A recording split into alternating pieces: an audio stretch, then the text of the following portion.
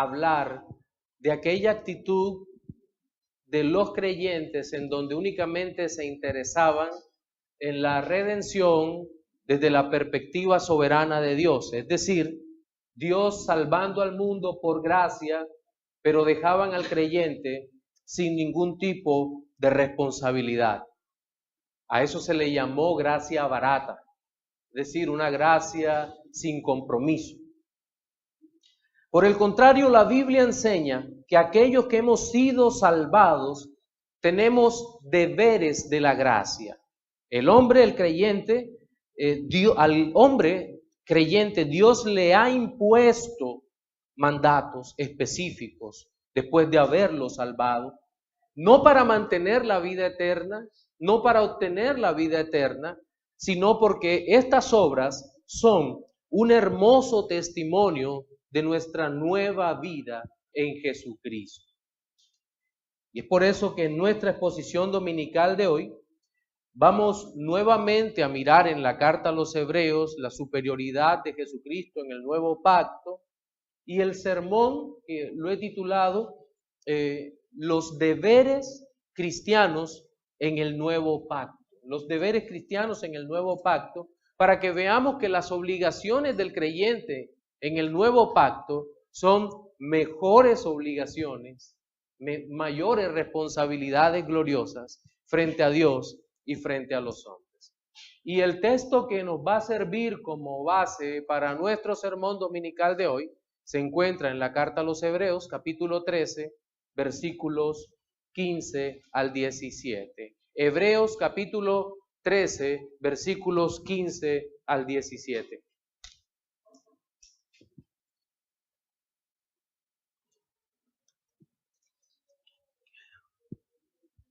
Dice la palabra del Señor. Así que ofrezcamos siempre a Dios por medio de Él sacrificio de alabanza, es decir, fruto de labios que confiesan su nombre. Y de hacer el bien y de la ayuda mutua no os olvidéis, porque de tales sacrificios se agrada a Dios.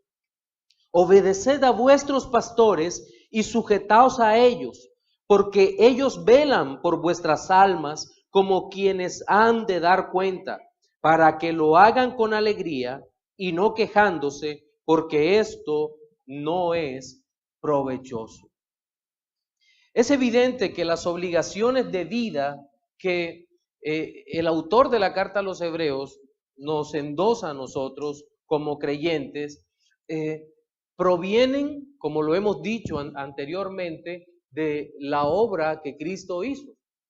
Todo el creyente entra a una nueva relación de pacto y en consecuencia tendrá unas normas que cumplir, y entre esas normas está servirle a Dios de buena manera y ayudar a los hombres, ¿verdad? Entendiendo naturalmente que el anhelo de servir no proviene de un corazón que espontáneamente y sin Cristo se le ocurre decir, hoy voy a servirle a Dios, hoy voy a alabar a Dios y hoy voy a ayudar a mi hermano. No, no se refiere a eso. Se refiere a unas obras particulares que Dios ha puesto en cabeza o que ha puesto como obligaciones nuestras como pueblo de Dios. En el pasaje que acabamos de leer, observamos algunas de esas obligaciones y sin lugar a dudas la primera de ellas es ofrecer a Dios sacrificio de alabanza. Sacrificio de alabanza, y dice fruto de labios que confiesan su nombre. Es decir, lo primero, nuestro primer deber en este texto tiene que, o apunta hacia Dios, en la alabanza a Dios, pero vamos a ver, a tratar de explicar cómo se relaciona la alabanza con nuestra relación a Dios, ¿verdad? Y no solamente desde la perspectiva litúrgica o de servicio público a Dios, sino con toda nuestra vida. Un segundo aspecto que vamos a exponer, que proponemos para exponer, es nuestra obligación de hacer el bien a los hombres y la ayuda mutua. Y aquí nuevamente nos encontramos en la dimensión del servicio cristiano.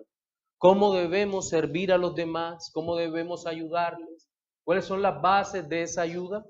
Y el último de los versículos y el último de los puntos también que leímos es un imperativo y vuelve a tocar el tema de la obediencia a los pastores y la razón por la cual debemos obedecer a los ministros del Señor debido a la obra que estos realizan para la gloria de Dios. Teniendo eso en mente, demos inicio a nuestro sermón con nuestro primer punto al que hemos titulado el deber cristiano de presentar a Dios sacrificio de alabanza. Y nuevamente voy a leer con ustedes el versículo 15, yo lo voy a leer en la Biblia de las Américas, pero es muy parecido al que está allí en Reina Valera, que tienen la mayoría de ustedes. Dice, por tanto, ofrezcamos continuamente mediante él sacrificio de alabanza a Dios, es decir, el fruto de labios que confiesan su nombre.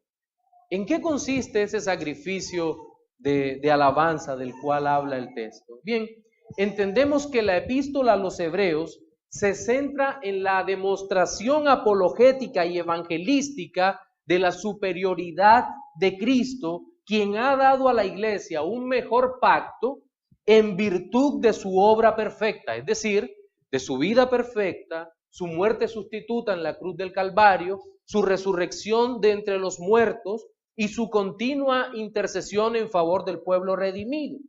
Pero la pregunta sería, ¿será que Cristo por habernos salvado no nos pide nada? No estoy hablando de pago, porque nadie le puede pagar a Cristo por la gracia dada. Pero ¿será que Cristo simplemente nos salvó para que nosotros sigamos viviendo impíamente? No. Cristo nos ha salvado para Él, ¿verdad?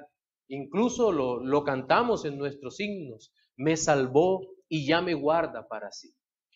Cristo nos ha salvado para su gloria, nos ha redimido para Él. Eso es lo que debemos tener en mente. Ahora, dentro de esta redención, nosotros vemos al hombre convertido en un adorador.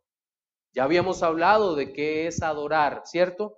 Y entendíamos que adorar es acercarse a Dios en espíritu y en verdad, en espíritu porque es la naturaleza esencial de Dios. Dios es espíritu y en verdad de acuerdo a lo que Él mismo ha revelado. Por esa razón adoramos a Dios. Y cuando la adoración es pública, lo hacemos todos juntos, cantamos himnos, entonamos himnos, pero aquí se nos está hablando del tema de la alabanza. ¿Qué relación tiene la adoración con la alabanza? ¿Es lo mismo? Generalmente, sobre todo en estas iglesias donde tocan la música muy rápido y hay banda adelante, en fin, se le llama alabanza a lo que tiene ritmo rápido y adoración a lo que tiene ritmo lento. Y esa es la distinción que aparece allí. Y hoy nos reímos, pero es muy triste que se tenga tan pobre definición de lo que es alabanza y adoración. Ya hemos visto lo que es adoración, pero ¿qué es alabanza? Pues bien, el griego allí utiliza la palabra ainesis, que tiene que ver con glorificar a Dios por lo que Él ha hecho. Entonces, algunos teólogos dicen que adoramos a Dios por lo que Él es, por sus atributos, porque Dios es santo, bueno, misericordioso, todopoderoso, etcétera, pero que alabamos a Dios por lo que ha hecho. Eso no queda del todo claro cuando llegamos a capítulos como el 4 y el 5 del libro de Apocalipsis, en donde vemos la adoración celestial y se adora a Dios por lo que Él es, pero también parece adorarse por lo que Él ha hecho. Y los seres vivientes se postran y los 24 ancianos, que son un símbolo de la iglesia a plenitud. Entonces, todo eso nos lleva a pensar que la alabanza encierra mucho más, hay una verdad mucho más profunda en medio de esto. Pero yo quisiera simplemente mencionar un salmo en donde la alabanza aparece expresada de una manera gloriosa justamente por lo que Dios ha hecho. Pero también hay un elemento de lo que Dios es. Dios no puede separar lo que Él es de lo que Él hace. En Él no hay ningún tipo de incoherencia. Salmos capítulo 136, los primeros 6 versículos, escuchen, si quieren lo anota y lo lee en casa. Dice, Alabad a Jehová porque Él es bueno, porque para siempre es su misericordia. Alabad al Dios de los dioses, porque para siempre es su misericordia. Alabad al Señor de los señores, porque para siempre es su misericordia. Al único que hace grandes maravillas, porque para siempre es su misericordia. Al que hizo los cielos con entendimiento, porque para siempre es su misericordia. Al que extendió la tierra sobre las aguas, porque para siempre es su misericordia. Pero veamos también los versículos 10 al 15 del mismo Salmo que dicen, escuche esto, ahorita hemos hablado de lo que Dios hizo en cuanto a creación, pero miren ahora las obras con relación al hombre, algunas obras con relación al hombre. Al que hirió a Egipto en sus primogénitos, porque para siempre es su misericordia. Al que sacó a Israel de en medio de ellos, porque para siempre es su misericordia. Con mano fuerte y brazo extendido, porque para siempre es su misericordia. Al que dividió el mar rojo en partes, porque para siempre es su misericordia. E hizo pasar a Israel por en medio de él, porque para siempre es su misericordia. Y arrojó a Faraón y a su ejército en el mar rojo, porque para siempre es su misericordia. La alabanza a Dios siempre ha sido ofrecida por hombres que han sido redimidos por Dios y que son testigos de excepción, testigos en sus propias almas de una gloriosa salvación por parte de Dios. Entonces, hermanos, nosotros como hijos de Dios hoy, que hemos sido redimidos de la propia ira de Dios, tenemos aún más motivos para alabar, para glorificar y para bendecir a Dios. Es por eso que el texto con toda claridad dice, así que ofrezcamos algunas veces, ¿cómo dice? Siempre a Dios, por medio de Él, sacrificio de alabanzas. Nuestra vida debería ser una completa alabanza. ¿Por qué? Porque cada día, Dios no nos salvó hoy para perdernos mañana. Dios nos ha salvado desde siempre y hasta siempre. Por lo tanto, en nuestra boca siempre debería haber un motivo de alabanza al Dios Todopoderoso. Pero ¿a través de quién ofrecemos la alabanza? Es la pregunta. Porque siempre nos parece que nos ha contagiado un poco la espontaneidad perversa del mundo. Sí, creemos que podemos presentar cualquier alabanza a Dios. No, a mí me gusta tal ritmo, lo presento de tal manera. No. Cuidado con este texto. Mire lo que dice. Es decir, por medio de Él. El sacrificio de alabanza lo presentamos, versículo 15, por medio de Él. ¿De Él quién? De Cristo nuestro Señor.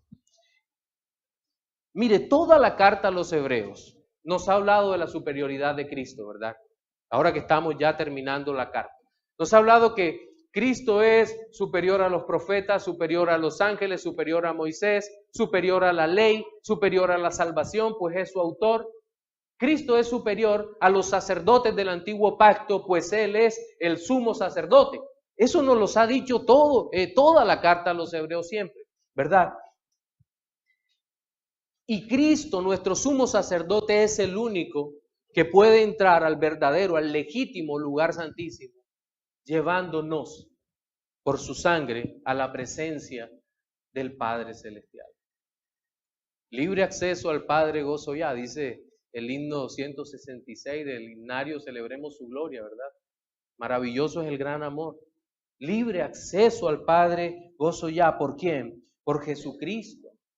Cristo es nuestro sumo sacerdote, así como Él también es el Cordero de Dios que quita el pecado del mundo.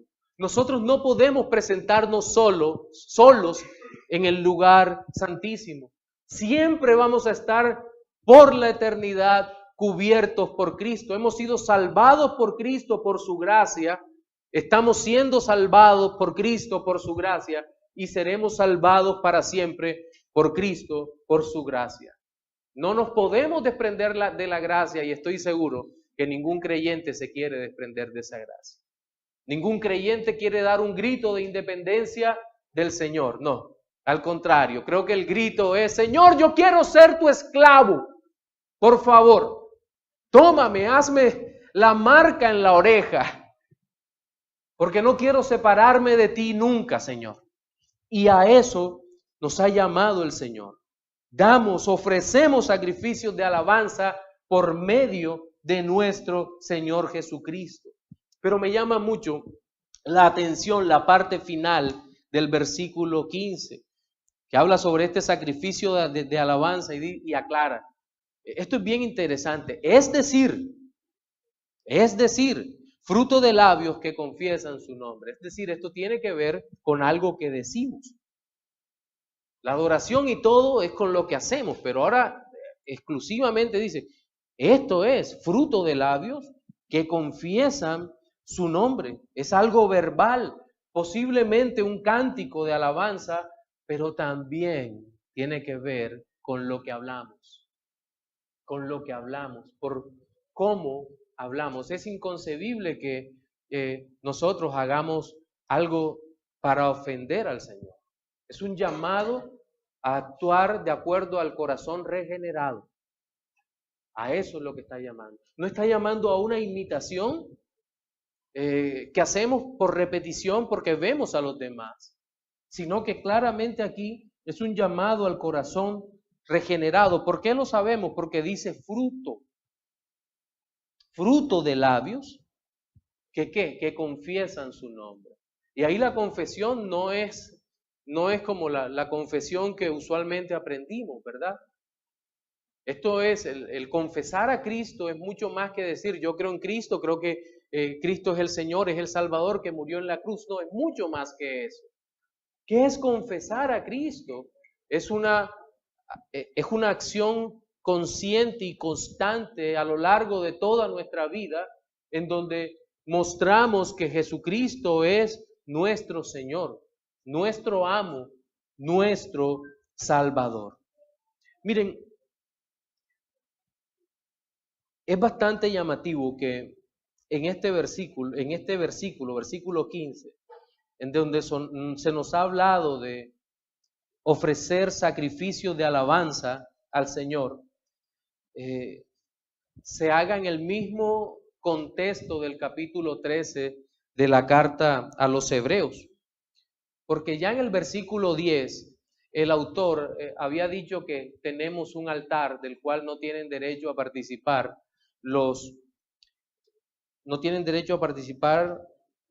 de comer los que sirven en el tabernáculo, creándose una clara ambigüedad entre el antiguo pacto y el nuevo pacto. Los sacerdotes del antiguo pacto no podían entrar o no pueden por sus obras entrar al altar verdadero que está en los cielos, donde Cristo es el sumo sacerdote.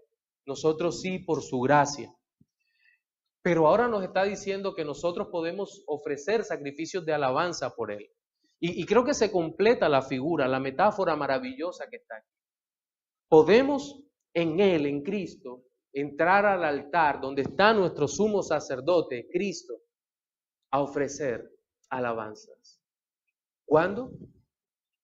¿El Shabbat? ¿El Yom Kippur?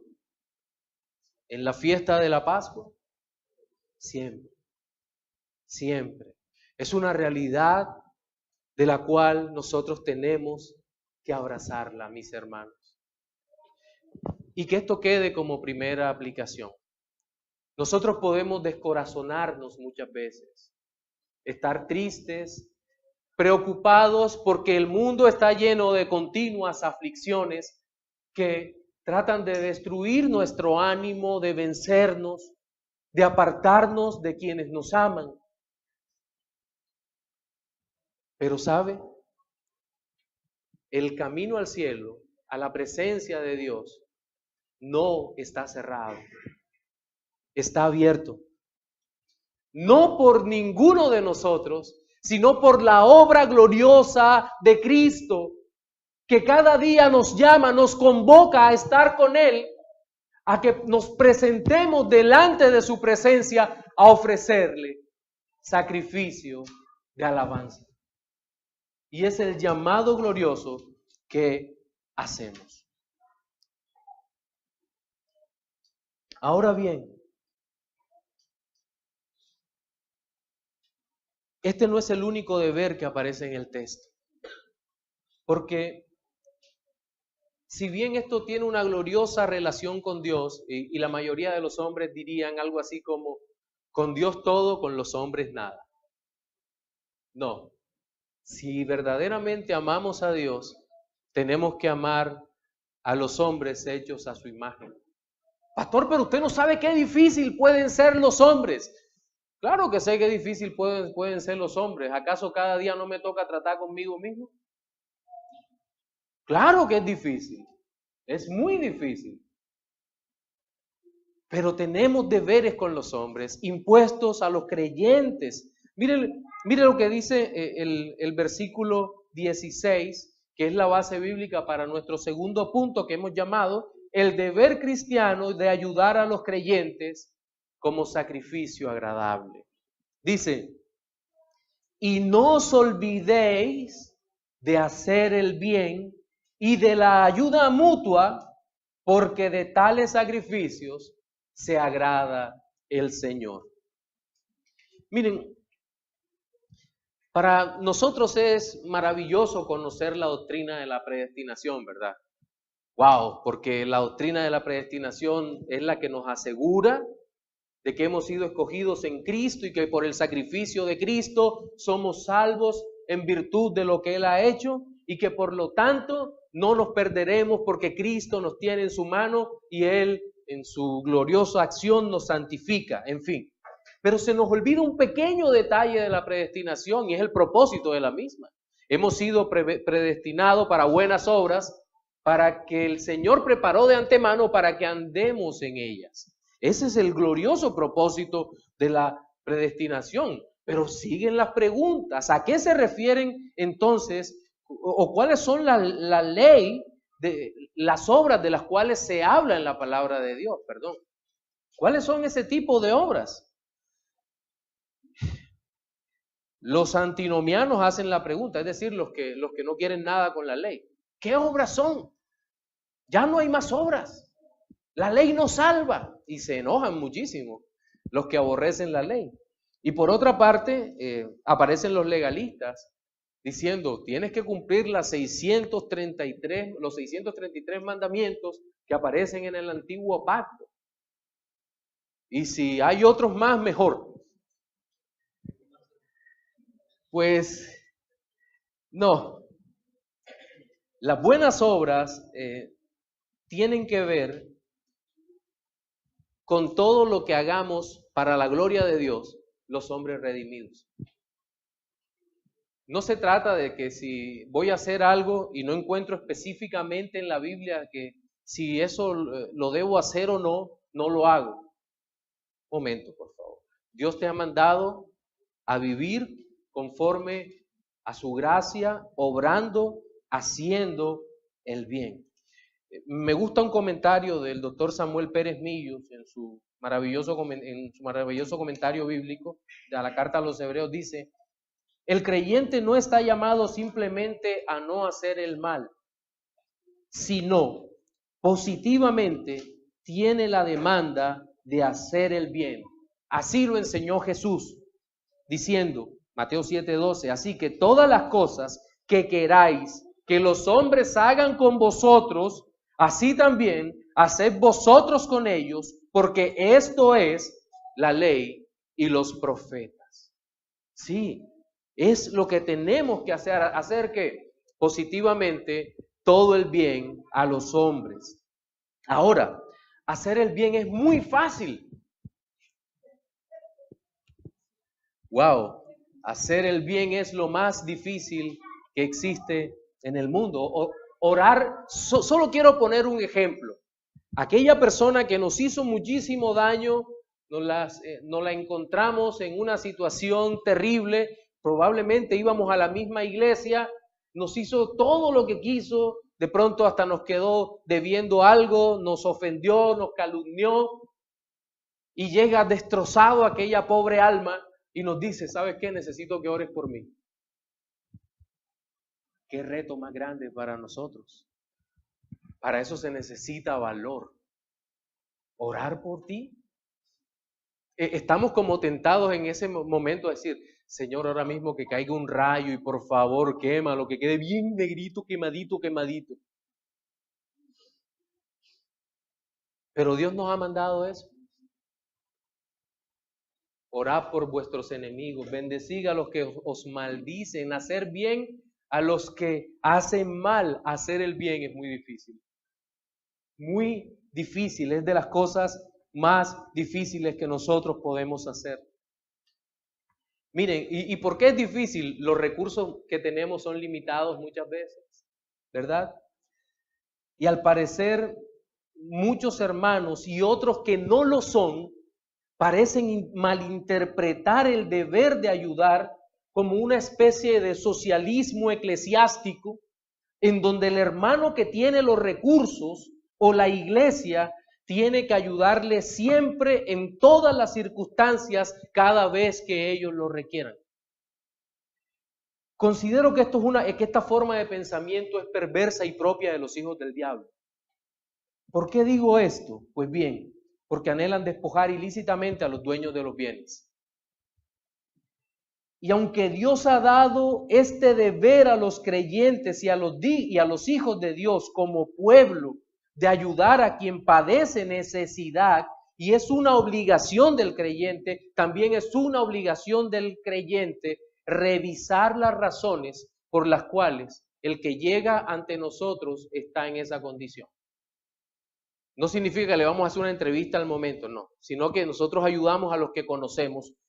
Y si aquella persona que se acerca a solicitar ayuda es un mal administrador recurrente, es decir, dilapidador de sus recursos, despilfarrador de sus recursos, que no ha hecho buen uso de sus recursos, hay que exhortarlo primariamente.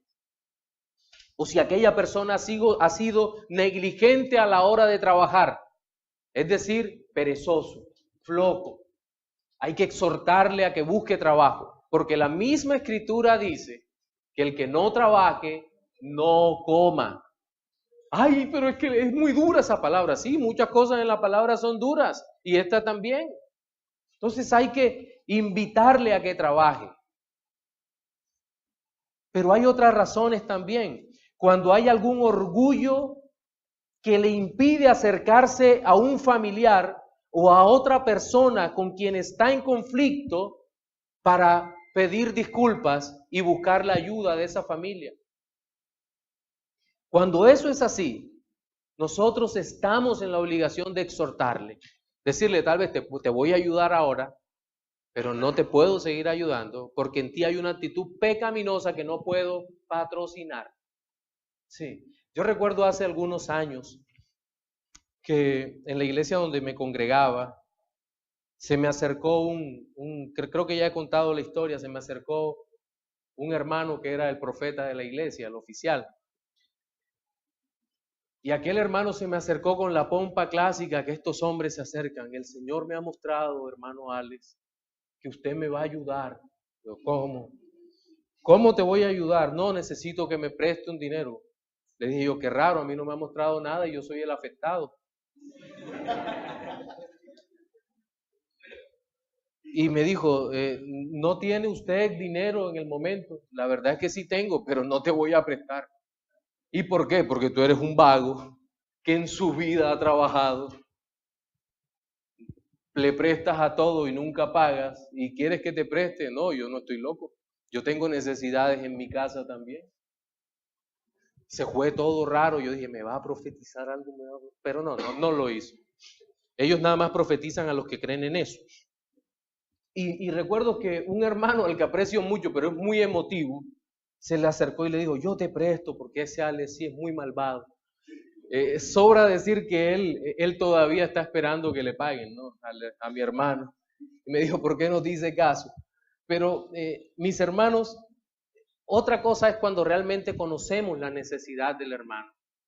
Y ante nosotros está una persona diligente, una persona que entendemos la clase, que es un verdadero hermano y que tiene necesidad.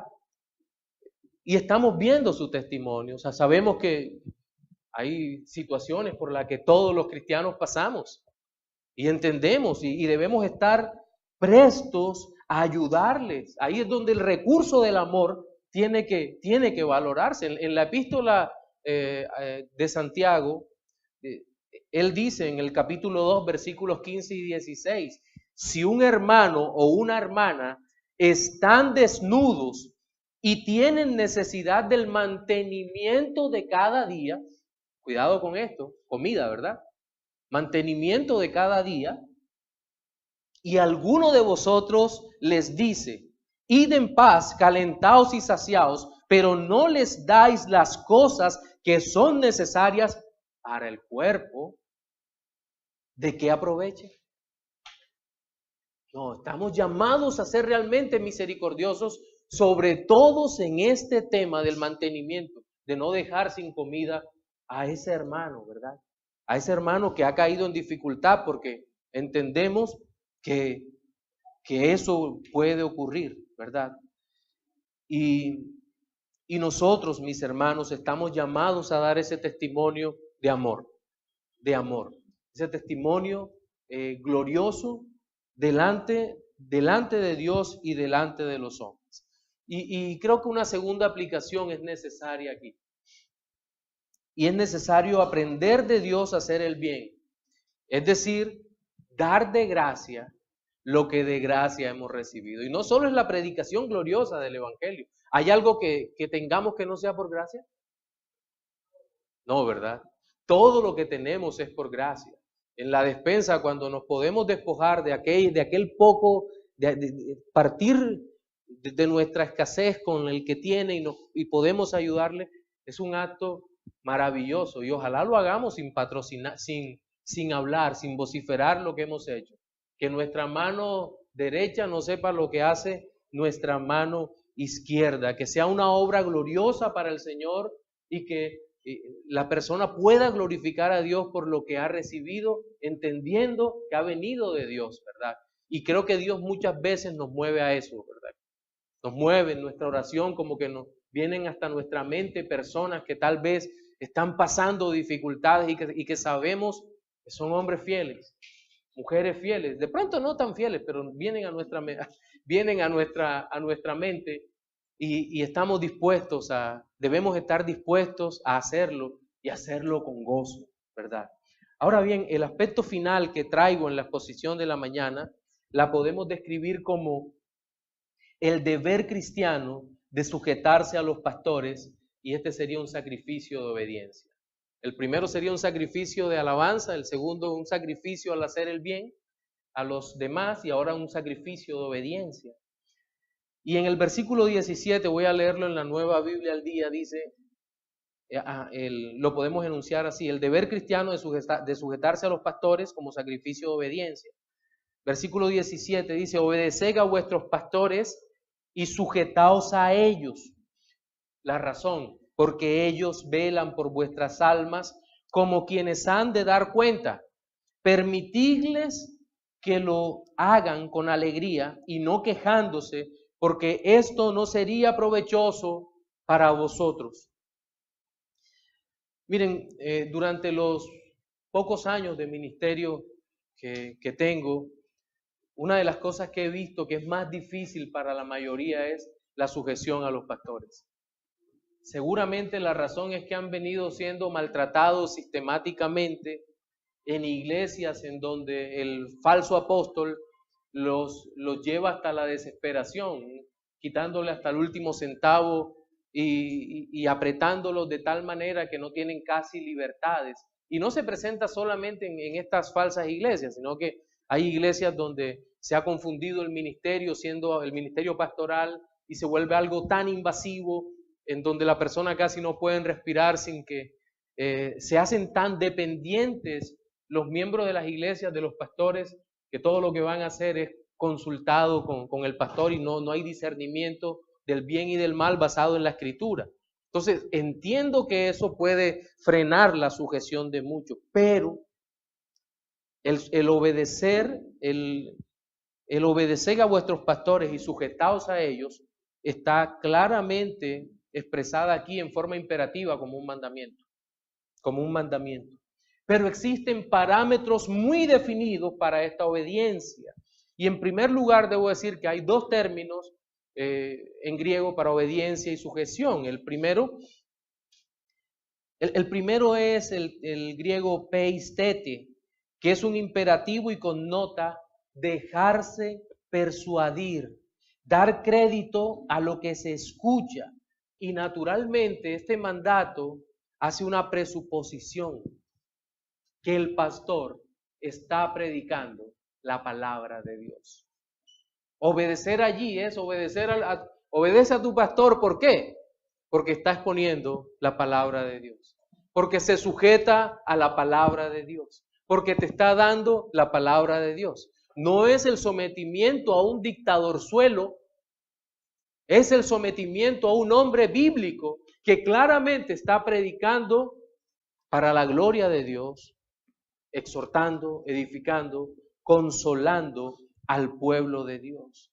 Es algo así como cree en las palabras porque te están entregando un mensaje bíblico, el cual la membresía va a escuchar y va a tener certeza de que quien expone la palabra está siendo fiel a la orden divina. Recordemos que los sermones de los pastores no son tratados de teología sistemática, aunque estén llenos de teología por todas partes, ¿verdad?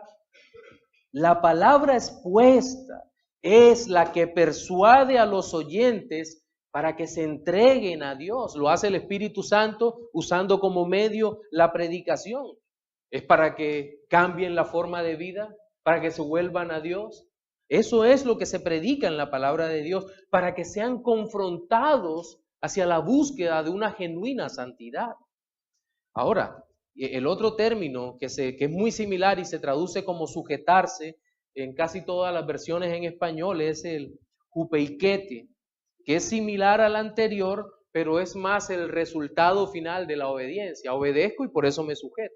Sería algo así. Me dejo persuadir por la palabra o estoy en la obligación de que esa palabra me confronte, me lleve a una verdadera sujeción, ¿verdad? Entonces, entendemos entonces que es necesario sujetarse a los pastores. Antes había dicho acordaos de vuestros pastores, ¿verdad? Que en el mismo texto, acordaos de vuestros pastores en el versículo 7. Pero ahora ya no dice acuérdate, sino obedece y sujétate al pastor, ¿verdad? Es decir, que es un imperativo y una convicción que debemos tener como creyentes en esta realidad. Ahora, lastimosamente ocurre algo en esta parte, y es que muchos de los que abrazan la fe reformada parecen pasar de una obediencia ciega a todo lo que le dijeran en su antigua iglesia a algo así como un escepticismo cristiano. Lo cuestiono todo. Todo lo que me diga el pastor lo cuestiono porque me lo tiene que probar bíblicamente. Sí, seguramente el pastor te va a decir bíblicamente. Pero ¿no será que detrás de eso muchas veces se esconde un espíritu rebelde? Contencioso.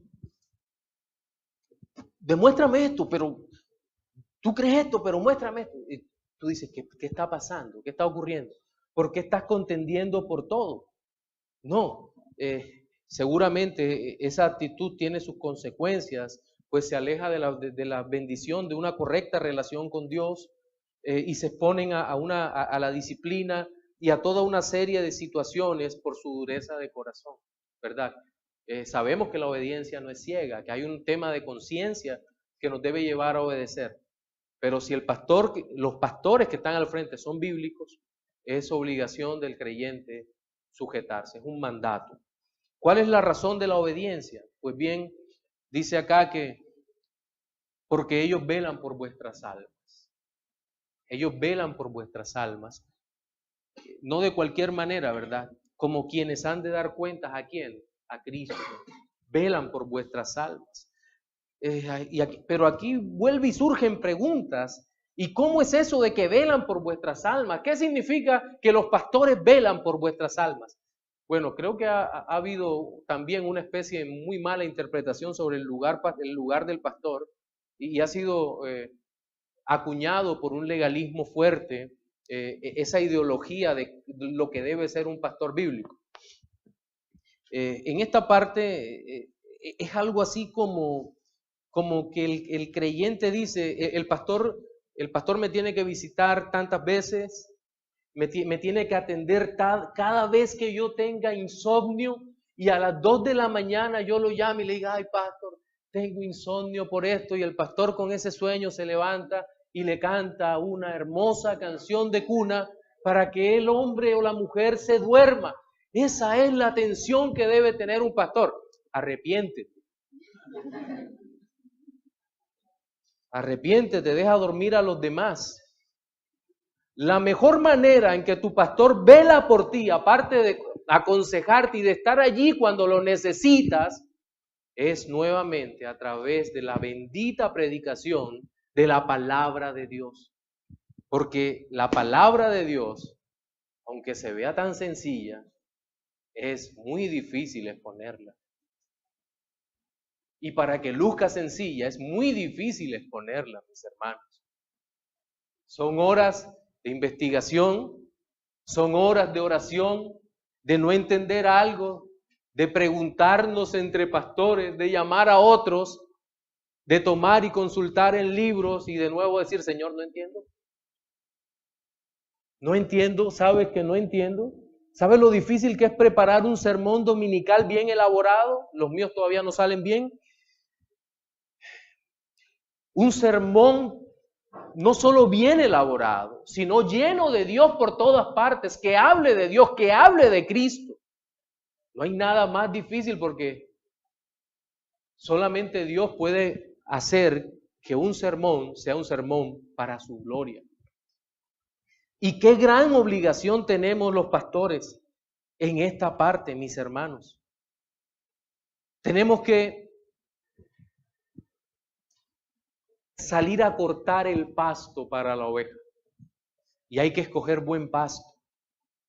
No podemos llegar con un refrito, con un sermón que le escuchamos a otro y nos pareció bonito. No. Podremos tomar alguna idea y ser honestos diciendo de quién es esa idea. Pero tenemos que tomar el pasto, subirlo a la camioneta, a la pick-up, llegar a la granja y bajar el pasto para que las ovejitas coman. Y tiene que ser pasto muy bien, muy bien. Pero ¿sabe una cosa? Entre mejor es el pasto, las ovejas exigen mejor pasto. Ya dicen, no, si llega algo amarillito el pasto, las ovejas dicen, no nos gusta ese pasto. Cuando se acostumbran al buen pasto. Esa es la obra pastoral principal. Esa predicación de la palabra de Dios. Y muchas veces, y para la gloria de Dios, muchas ovejas comen mucho pasto, se hacen muy fuertes y pronto son pastores que pastorean a otras ovejas y hacen el mismo trabajo. Entonces, mis hermanos, debemos tener en mente que esta es la principal labor del pastor, velando por tu alma. Pero me llama la atención cómo cierra este pasaje, que es algo así como el cuidado que debemos tener de no obedecer al pastor, el cuidado de no obedecer y no sujetarnos. Miren, porque cuando eso ocurre, hay una advertencia, dice, obedeced y sujetaos para que velen por vuestras almas, ¿cómo? Con alegría y no quejándose, porque esto no es provechoso, no es bueno, no es bueno.